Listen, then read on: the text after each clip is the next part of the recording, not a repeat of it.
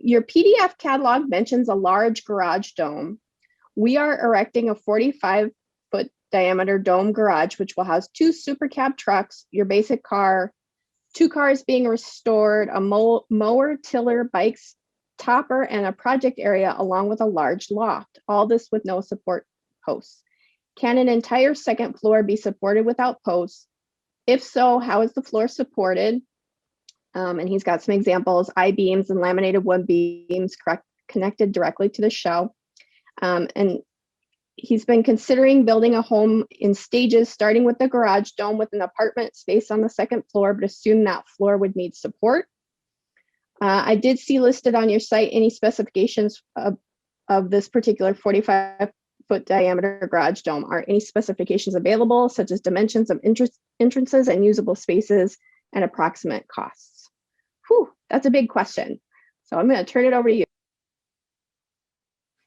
Well, I don't know, Derek, you want to take part of that, but you were in the shop today, and there's some pictures that we're going to show you of what he was referring to. And what we're dealing with is you want to put an apartment above that. That changes the whole makeup of things. If there's a reason that you can't or don't want a post to support that second floor, it can be done, but you're dealing with something. If you want to span 40 feet, you're probably dealing with a 4-foot high beam that you'd have to install with huge footings underneath each end.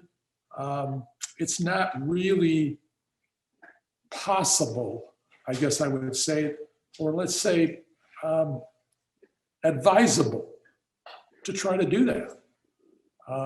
We do have in this 45-foot diameter dome, there's a wall that separates it's about a 1/4 and 3/4 split. So there is a vertical wall, and I did have 6 vehicles in there when we built it. So what we're dealing with is a large beam, about 2 feet, 2.5 feet high, that we built, basically a box beam with 3/4 inch plywood, 2 layers of 3/4 inch plywood on both sides. So it spans about 24 feet. And then we have an angled support posts. So if you're in a garage and you have to do that, and here are the pictures that show you this is our large, there's a combination of pictures I see here. This one here is our 40-foot diameter dome. And the picture, get my bearing straight here. The blue shop, as we call it, the red on the outside, but the inside is blue. That's a 40-foot low-profile dome, and the second floor is at 10 feet high. You can see on the upper left photo, there's angled supports. That's one way to do it. But what you have to look at is, why do you want this open space? It's going to cost you money if you say, I want totally free space. And the idea really has changed in the last probably 5 to 10 years to create a vertical wall, not a dome wall, that's 9 feet high, create a trussed floor system going across. This is our large 45-foot diameter dome. Domes don't look big from the outside, they look small. This is 1,500 square feet on the main floor. So you're looking into the shop. Over on the left of that door, you'll see a dark space. There's a wall there that separates the main part of our shop from the other part. But being 45 feet deep, I could fit 2 super cab extended box, 8-foot boxes. I could fit those end to end inside of that. So there's a lot of advantages to that. But the reality is, you want to build a second floor over that to support a dome. Forget the triangle panels, the triangle walls.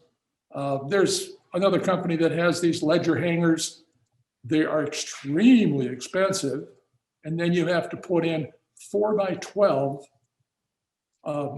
beams on these ledgers. And the cost of doing that really is offset tremendously by a few rooms that you might have on the main floor. If this is a house, you got a bathroom, you've got some closed space, and you can support the second floor on these interior walls. But in our shop, like I said, there's about a 24 or 25 foot long span. And on one end of it, on the right side of that long gray, dark gray beam, is an angled support. Actually, on both ends of it. It's just you can see it better on the one end. So that's one way to do it, but it's a shop, it's not a house. So we look at your design and we go, okay, you want a garage apartment? Then build a totally separate garage. You have to separate that garage. It has to have fire-rated sheetrock on the ceiling and the walls. So if you're doing a dome on that part of it, it's a big deal to try to do that. So separate it, put a dome on top of straight vertical walls. That's the way that we currently suggest doing it. Okay. Yeah. Yep. That's, you can definitely have a free spanning open space if you're not too worried about the second floor, but let's see. I think there's a picture in here that's kind of interesting though. Carrie, if you can go back, maybe one more. Oh, no. Okay. Never mind.